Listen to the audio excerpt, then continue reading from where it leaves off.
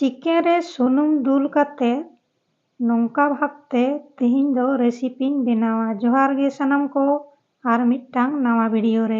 Video एहᱚᱵ ᱠᱷᱚᱡ ᱢᱩᱪᱟᱹᱫ ᱫᱷᱟᱹᱨᱤᱡ ᱛᱮ ᱧᱮᱞ ᱛᱟᱵᱚᱱ ᱯᱮ, ᱞᱟᱭᱤᱠ ᱛᱟᱵᱚᱱ ᱯᱮ, ᱠᱚᱢᱮᱱᱴ ᱛᱟᱵᱚᱱ ᱯᱮ, ᱛᱟᱦᱚᱞᱮ ᱠᱷᱟᱱ ᱱᱚᱝᱠᱟ ᱜᱮ ᱟᱨᱚ ᱱᱟᱣᱟ ᱨᱮᱥᱤᱯᱤᱧ ᱟᱹᱜᱩᱭᱟ।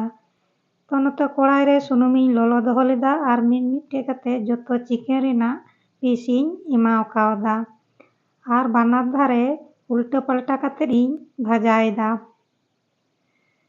तो उल्टे पलटा कतेद आरा इñ भाजाया।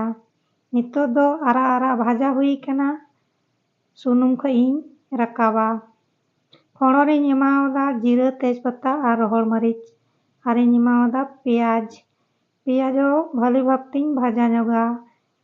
तारपोरेñ एमावदा आदा रसुन और बेरेल मरीच रिद ओना हो भाजा ñoग पोरे जतो मसला को और थोड़ा गान दाग भाली भाबते जतो मसला कोñ भाजाया। नितो दोñ एमावदा 2 चामच परिमाण टक दई और इñ एमावदा परिमाण मतो बुलुंग और भाली भाबते जतोआग कोñ कषाया। कषा पोरेñ एमावदा जहाñ फ्राई दोहो लेदा चिकेन ओना हो मसला सावते भाली भाबतेñ कषाया। नितो दोñ एमावदा परिमाण मतो ललो दाग और इñ एमावदा गरम मसला और बेरेल मरीच गेद।